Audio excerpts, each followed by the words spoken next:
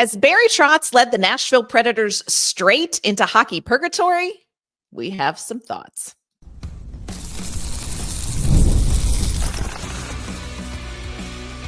You're Locked On Predators, your daily podcast on the Nashville Predators, part of the Locked On Podcast Network, your team every day. Happy game day, everybody. Welcome to the Locked On Predators podcast. Thanks so much for making us your first listen of the day. We are, of course, your free daily Nashville Predators podcast. We are a part of the Locked On Podcast Network, your team every day. Want to kick off our Thursday episode shouting out all of our Locked On Predators insiders and our everydayers who tune in to talk Nashville Predators hockey with us. I'm Ann Kimmel. I am a writer and co-host with Penalty Box Radio. And friends, I have a Thelma to my Hockey Louise. That you do. I'm Emma Lingan, and I'm an NHL reporter and host for the Hockey News. Well, a spicy, juicy article dropped yesterday at Daily Faceoff written by Kyle Morton, and it is talking about the Nashville Predators and general manager Barry Trotz. After reading it, Emma and I, we have some thoughts. So on today's show, we are going to share what Morton has to say about Trotz's tenure and where he sees this franchise at right now. We're going to correct and re-emphasize some things that we think maybe Morton missed, being boots on the ground here. We're going to tell you where we think the Predators organization sits right now when it comes to the big picture. Plus, friends, it is game day. Preds versus Flyers coming up tonight. We're going to get you ready for that puck drop. Before we dive into all of that juicy stuff, we do want to let you know today's episode is brought to you by FanDuel. Download the FanDuel app now by visiting FanDuel.com and win $300 in bonus bets if your first $5 bet wins. All right, Emma. Oh, yeah, there was an article out. So at Daily Faceoff, Kyle Morton dropped an article. It is called "The Predators Continue to Unravel Under GM Barry Trotz." Tell us how you really feel, Kyle. And in this article, Morton does a great job of laying out a timeline of Trotz's tenure and then trying to piece together, where are we? Emma, one of the first things that Morton says, and this is probably a podcast in and of itself, but we'll try to keep it tight. One of the things that Morton points out is that when it became evident that David Poile was going to step away, he was going to retire, Barry Trotz was automatically sort of the heir apparent, and that the franchise did not they didn't cast a wide net looking for the next general manager.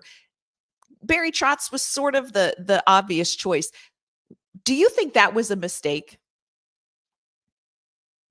Well, I think, there's a little bit of recency bias that, Sure. We can always look back and be like, well, now knowing what we know, be like, yeah, of course it was a mistake. But I think at the time, Yeah. Similar with a lot of the decisions he's made, not a lot of people were coming on here. We didn't come on the show after he went and signed Stamkos and Marchessault and said well, that was terrible. It just things happen and then you reassess. But I mean, back to your question, I think I can see why they did it. I mean, this is a franchise that is very young in the grand scheme of things. They've only been around since 1998. They had one general manager in that entire time. So I think, and having worked inside this organization, they very much like to do things the way they've always been done in a lot of aspects. And I understand that's comfortable. And you want some sort of continuity. You want that sort of reassurance, and you want to know that, there's going to be a smooth passing of the torch here just after, again, a lot of continuity over the first 25 years of its existence. Now completely going into the unknown was a little for them. So I think that having that person whether it was Barry Trotz or whoever the handpicked person was, I think was going to be a necessity for David Poile to be able to move on. So Yeah. I get it, but there are positives and negatives to it. Maybe this organization needed a complete shakeup. And then I think that, at first it looked like Barry Trotz was going to be that. It looked like he was going to be, it's like, wow, Yes. he was so aggressive in free agency. He went and signed all these guys. Wow, David Poile never would have done that. Well, two Here things. we are. So I think that, you can look back at it now and say, ooh, yeah, that was a problem. They should have cast a wider net. Mm-hmm.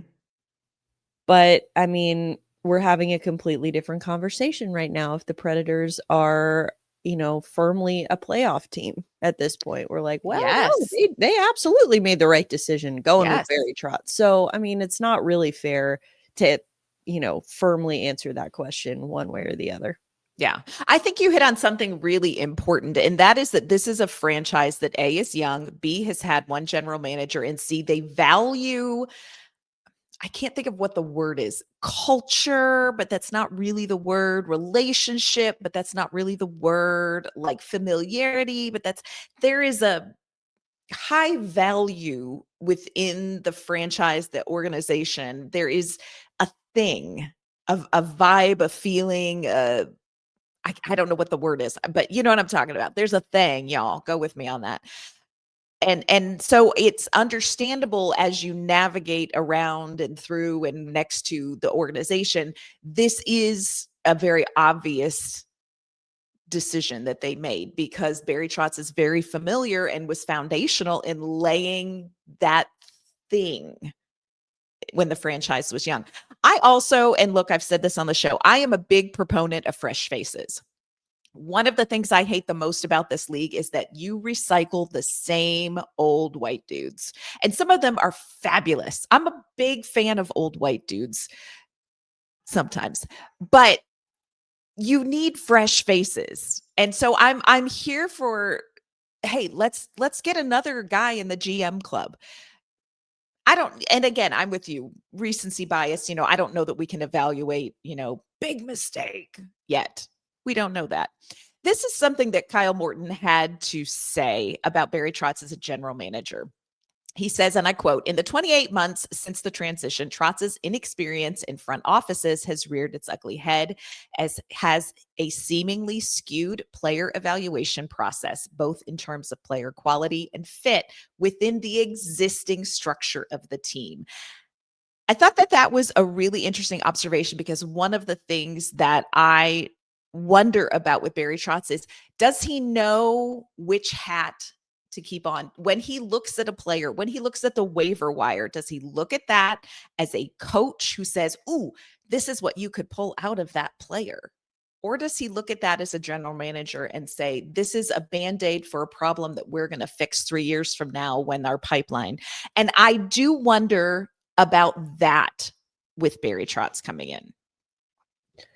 Yeah, it does seem like a lot of the decisions he makes are very reactionary. And that is very much the way a coach would approach things. Very much like, we got to fix the forecheck. We got to fix the penalty kill, whatever it is. Like, we're not doing this. So here's what we're going to do right now. Yes. So you can see that a little bit, I think, in the decisions that he makes.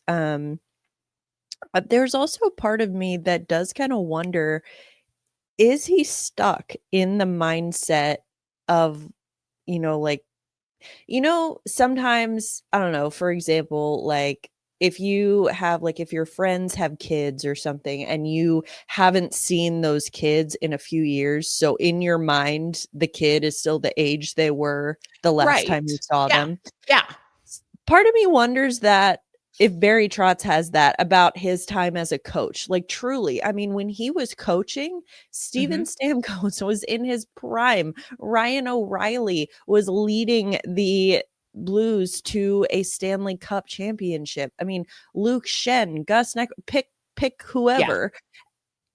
if you think about it, with most contending teams, you're gonna have guys over 30 who are gonna be important pieces of that team, but they're usually not the difference makers.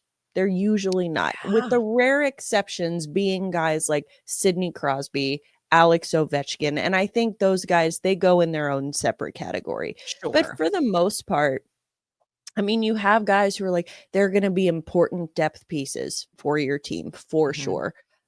But they're not going to be the real needle movers, the guys who really make a difference, who really lead your team. And so part of me does wonder, like, is Barry Trotz stuck looking at these guys like, I remember when you were 25? Like, Yes. I mean, Yes. truly, and that's no disrespect to these guys. I'm not saying that, Ryan O'Reilly is washed now and he's not contributing whatsoever, but it's more of like, he's still an important piece, but I don't think that he is the piece that you're gonna, really build this franchise around. Yeah. So part of me wonders that too. Well, and coaches look at players and say, what are you doing? GMs look at players and say, what will you grow into? And those are two very, very different skill sets to be able to evaluate what can I get out of you right now? And what are you going to grow into? And what do I need to do to help you? Like, those are two very different skill sets. So, this is stretching different muscles for Barry Trotz, this new role. Coming up, we're going to walk through the timeline of Barry Trotz's tenure here in Nashville. And we're going to tell you what we think about maybe where he made some great decisions and where we're like, we're going to do that coming up. Today's episode is brought to you by our great friends at FanDuel. The NBA is back, and there is no better place to get in on the action than FanDuel, the official sports betting partner of the NBA.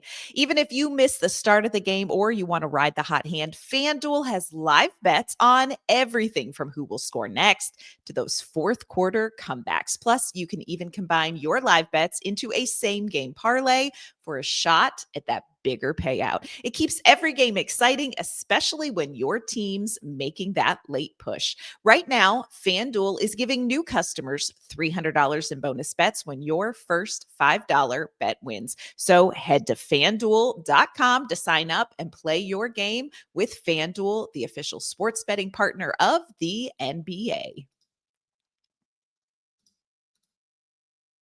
All right, Emma, in this article at Daily Faceoff, Kyle Morton walks through Barry Trotz's tenure. And so we're going to do that as well. In 2023, when Trotz took over, David Poile left him probably with a really nice note and a bouquet of flowers on his desk, but also with cap space and some draft picks. So the first thing that he does in the offseason in 2023, signs Ryan O'Reilly, Gus Nyquist. He extends Alexander Carrier to a 3-year, $3.75 million deal. Now, of course, I know it feels like decades ago, friends, but if you can recall past, the 84 years of last year, this team started slow. They got it going. Of course, we know they had that 18-game point streak, made it to the first round of the playoffs against Vancouver. That was actually a relatively close playoff. Like the games relatively close. The teams were evenly matched in that series, but obviously Vancouver won that series. Nashville still left with some cap space even after signing those veterans, and you could see some potential. But again, I think the point is worth reemphasizing that you made earlier. That was Nashville relying on veterans: Ryan O'Reilly, Gus Nyquist, Philip Forsberg, Roman Josi. So even though Barry Trotz's language was youth movement, and David Poile had poised him for a youth movement to come, Barry Trotz was like, hey, Gus Nyquist, which everybody loves Gus. But I think you're right. That was an interesting way to start something that we thought was going to be more of a youth movement. Well, and I think, just to be clear, the act in itself of signing Ryan O'Reilly and Gus Nyquist, not bad. Like, those are great signings. Absolutely. If you are truly trying to build a youth movement and surround these young players with complementary veteran depth pieces. Those are great signings. The problem is they didn't become depth pieces. That was your first Top line. line. Remember the Swedish meatball line? That was the first line. So And they not only was it the first line, but I mean, genuinely, that was the line that was generating all of their offense, like 75% of it at least. And that's a conservative estimate. I mean, and again, those guys, like, it's great if that's, if that was, your third line, or if you're spreading those veterans out, mixing in younger players, helping them develop. That's all, it's different. So it's not the individuals that he signed who were the problem. It's the way that those individuals were used and have been used since then. And so I think that is kind of the issue, because again, I mean, even against Vancouver in the playoff series, I'm going to disagree slightly and say that even when the games were close, and even the games that the Predators won, I feel like there was no point during that series where I genuinely felt like, oh, Preds are going to take it. They're going to win this series. Like, they're I mean, Vancouver better look out. I never felt that way. I mean, they were, not to say that, oh God, they were awful, but like, there was never a point where I genuinely felt like, oh, Vancouver's in trouble. Like, they better step it up. I really never felt that. And so again, I think that you look at something like that, but to your point, they were close. They were close. And so you look at, like, okay, what do we need? We need some size on the back end. We need some more physicality, to address it. So then what? You go out and get who? Like, I don't even know, Andreas Englund and Jordan Osterley. Yeah. Jordan Osterley, like, fine. But again, like, I'm not spending time on those because they're not even with the team. Well, Osterley's, they're in Milwaukee. But anyway, the point is that I think that they, that what it could have been a lesson. It should have been a lesson, that playoff series, about like, ooh, okay, so we're not there yet. That's okay. That's all right. But here's what we need. And I think that what we need, like, Barry Trotz looked at that as like, okay, what do we need right now, right this second? And I think it was maybe a little short-sighted. Yeah. Yeah. What do we need right now? What do we need right this second? Scoring. And a little bit more shored up on the defense. So then we get to the 2024 offseason. And in one day, this sounds dreamy, Barry Trotz dropped $108.5 million. I don't know that I would come away with 3 hockey players if I spent that, but you go, Barry Trotz. That was, of course, the signings of Stamkos, Marchessault, and Brady Skjei. Hindsight is 2020, but I think we need to circle back to what you just said. Barry Trotz looked at that Vancouver series and said, what do we need to get closer to contending? We need scoring. Why? Because only one line of veterans is scoring, and we need a little bit better on defense. And so he went out and he wowed everybody. And here's what I think we need to remind friends of. There was not a person in the Nashville sports media, in the National Hockey League national media, who was like, shouldn't have done that. Everybody was like, okay, Barry Trotz, all right, you're doing the thing. So in that moment, there was excitement. We were excited. Oh my gosh, we're going to score goals. Not only did we get one goal scorer, we got 40 goal per season goal scorers and a defenseman to boot. It makes sense. And now we have the hindsight where everybody's like, I can't believe Barry Trotz went out and did that. But in the moment, it made sense. But I agree with you. Wasn't that a move of somebody whose vision board is a little shorter in length than a general manager's? A general manager's vision board is thin and long. A head coach's vision board is square. And I think Barry Trotz was looking at the square vision board when he did those signings. And again, I am not here to say, oh my gosh, this is just what has doomed the Nashville Predators. But I do think it's worth looking back and going, oh, you know what?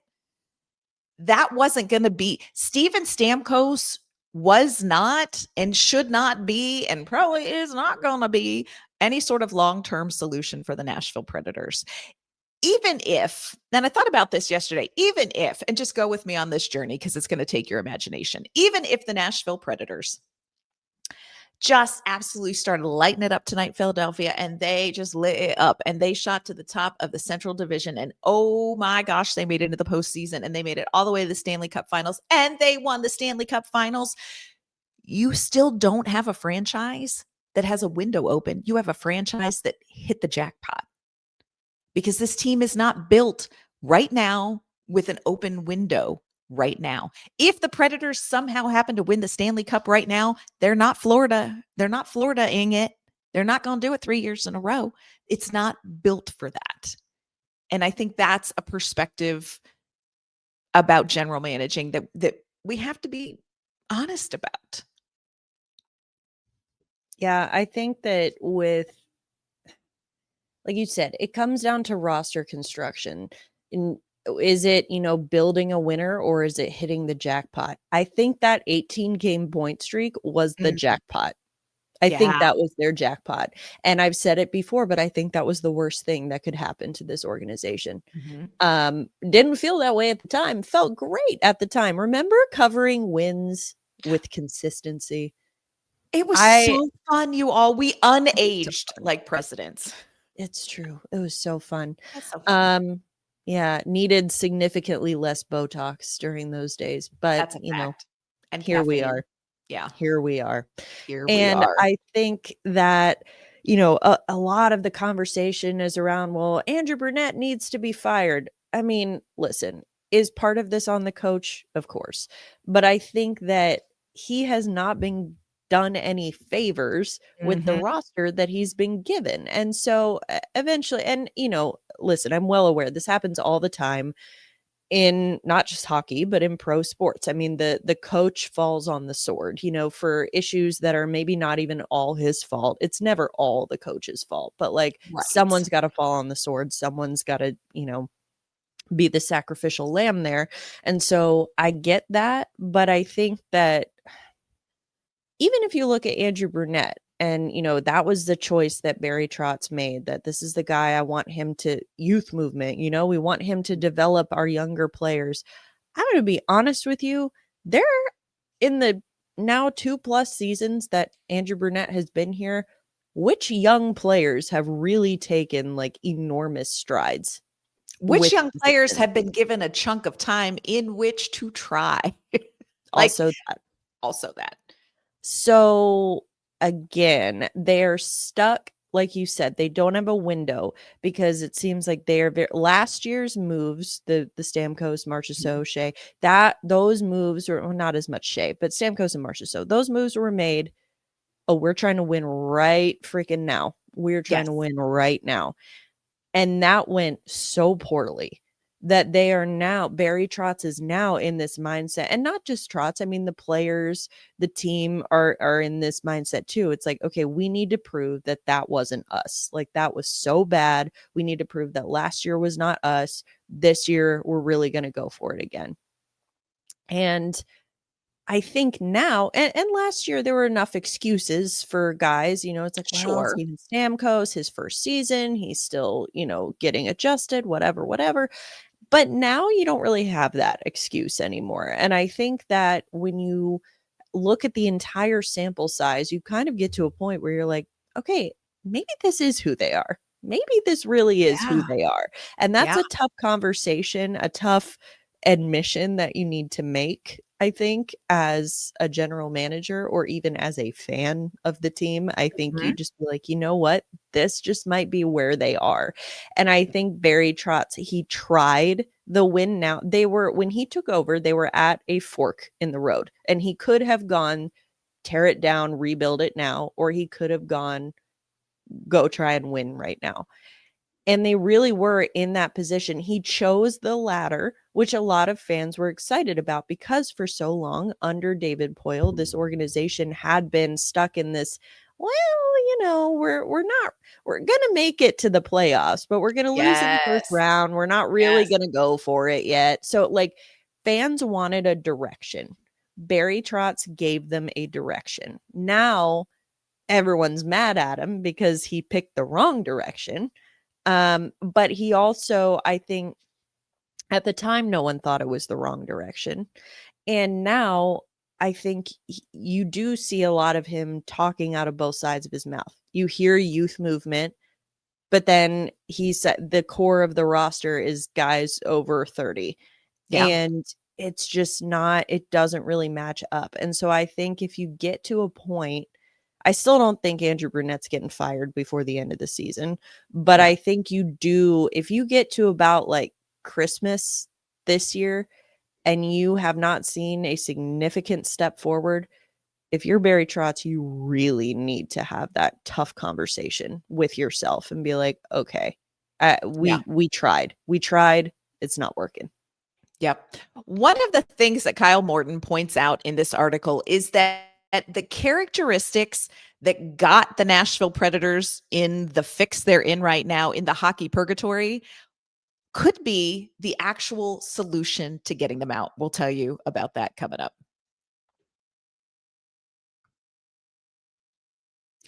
Like, I don't know how to put this in terms that are deep and meaningful, but here's what's real. The Nashville Predators is a franchise that's in a bit of a pickle right now. And Kyle Morton summarized that in his article at Daily Faceoff. But I love this quote, and we're going to talk about this real quick. Kyle Morton says, quote, "The impulsivity, impatience, and aggressive nature that Trotz showed in throwing caution to the wind to land splashy names in an ill-fated bid for the cup might be the exact traits that allow him to find a way out of the mess he created." I will say this. I think he's probably right. Barry Trotz, no fear pulling the trigger.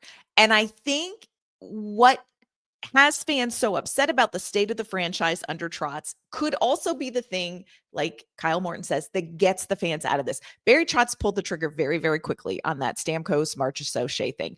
I think Barry Trotz is the person who would pull the trigger pretty quickly on getting out of it. Now, is it going to be net zero? No, it's not going to be net zero to get out from under this. But I do think that Barry Trotz is somebody where once he makes up his mind and he goes, yep, nope, that didn't work, I think he is going to make the decisions to say, yeah, we got to pivot and I got to clean up some of this and move on. Don't you feel like, even though it feels gross now, maybe Trotz is the guy who can make the decisions to say, whoops, and try to get us back on track here? I mean, yeah, look how quickly he made the decision with Askarov a couple years ago. Yeah. I mean, Yeah. it was like, I've made up my mind. We're choosing this direction. And that's fine. Again, at the time, that didn't, well, a lot of people were upset about that one in particular, Yeah. that move. I wasn't, but I just think also, if you were upset about that, take a peek over at Askey's numbers with San Jose this year. They're not pretty.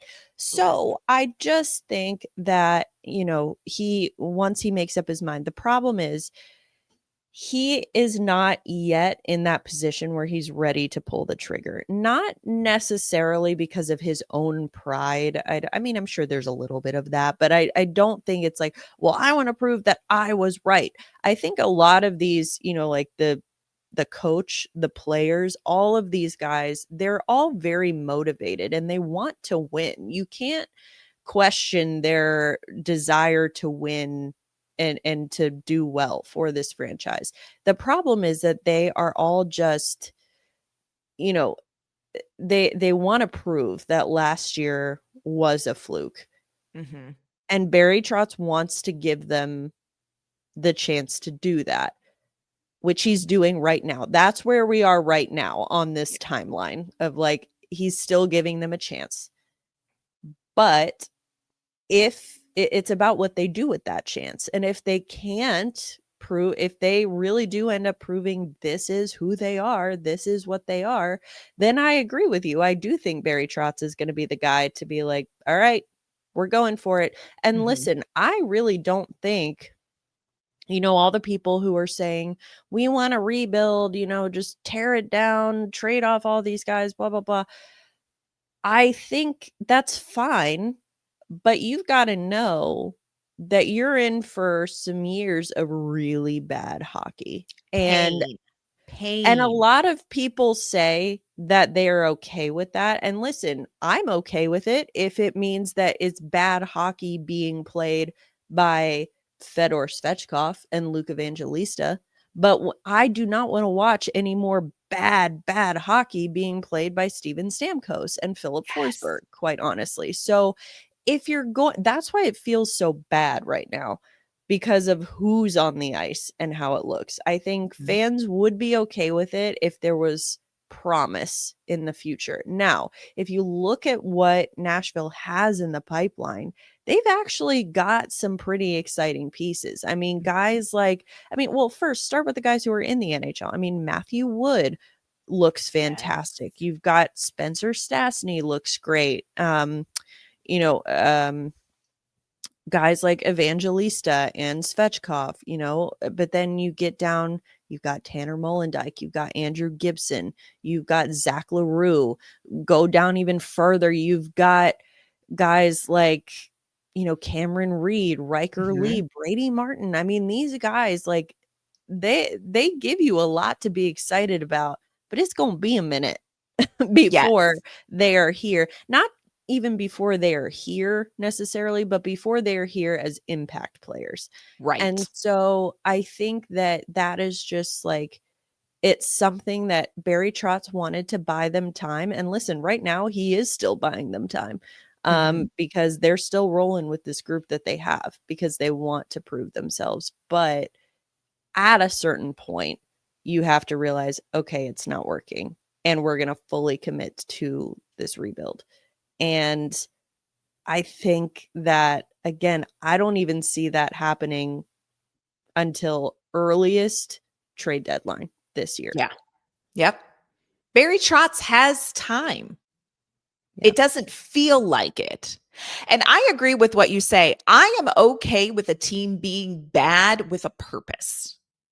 I'm okay with watching bad hockey with a purpose, with a promise. I'm okay with watching a younger player grow in the NHL and hit or miss. It's a little bit harder, I think, for this fan base to get excited about bad hockey when what is at the end of that is like a retirement. It's not promise. It feels a little different. I agree with you. Is Nashville in hell? Are we in hockey hell? It feels like it some nights, but remember, as we say here at Locked On Predators, feelings are like farts. Can't always trust them. Just indicators of something. But I think probably Nashville is in hockey purgatory. And right now, there's a brief window in which they may have to sit in that to figure out, like you said, what are we shedding and what are we bringing up? It's uncomfortable. It's not great. We want to watch a winning team. We want to cover wins. We want less caffeine and Botox and more wins. This is where the Predators are right now. Yeah. It is what it is. Wins are nature's Botox. We would like that. That is going in the swag store, ladies and gentlemen. Wins are nature's Botox. I love that. Speaking of nature's Botox and wins, Nashville Predators are going to try to get back in the nature's Botox column. Tonight, they are on the road in Philadelphia, the city of brotherly love, unless you are an opposing sports fan, because wow, that city is spicy. Philadelphia, so far, they've only played 9 games to Nashville's 11. Of course, Nashville's schedule is compacted. Also, everybody says because of the Olympics, but also for travel time with the Global Series as well. In Philadelphia, they are 5-3-1. Dan Vladar having a great season in net. They've got Trevor Zegras. They've got Matvei Michkov. What is the one thing, real quick, Emma, that you want to see Nashville do tonight that will help them get back in the Nature's Botox column? I think you got to move your feet. I mean, this is a young and fast Flyers team. They're in that rebuild stage, but they're, I think closer to the end of that tunnel, where you're starting to see a semblance of what this team is. And I think that, again, you can't be making fundamental mistakes. You can't be tripping over your skates. You can't be putting yourself in the damn penalty box all the time, because how are you going to get a rhythm on offense if you're constantly playing a man down? Yes. And I think that, and credit to the Michael McCarrons, the Cole Smiths, those guys for actually, the penalty kill has been fantastic, but we would love to not have to use it so much. And so I think it's going to be about like being responsible, staying on your feet, moving your feet, and not making silly stick penalties. Yeah. I was looking at some stats yesterday. In 6 of Nashville's 11 games, they have committed a penalty in the first 5 minutes of play. The first 5 minutes of play. How about we wait at least 6 or 7 minutes in? Just throwing that out there. It's an option available to all. I agree with you. It's so funny, the things you're saying, right on my list. Number 2, skate. For the love of God, skate. I do think they need to pepper the net. I think this is going to be one of those games where you're going to need some significant shots on goal. You're going to need some rebound shots. Stop trying to be pretty. Just take the trash out. Just take out the trash. That's all you need to do tonight. We're going to see what Nashville can put together after that frustrating loss against Tampa Bay Lightning. Again, they are in Philadelphia tonight. Puck drop, 6 p.m. Central Time. That whole time zone thing. So 6 p.m. Central Time tonight against Philadelphia. Now, tomorrow, Emma and I are going to be here, and we're going to recap this game. It's going to be caffeinated or uncaffeinated. We don't know. But, when you get back here tomorrow, Emma and I are going to share our one word for the game. We're going to break down everything we see tonight in Philadelphia. Emma, before we log off for today, will you let everyone know where they can find you and your work? You can find me on social media at Emma_Lingan, and you can find my work at the Hockey News. You can find me on social media at AnnK_Mama on Ice. You can find my work with Penalty Box Radio as well. Friends, that is going to do it for this Thursday game day episode of the Locked On Predators podcast. Thanks again so much for making us your first listen of the day. We will be back tomorrow with that game recap. We'll see you then.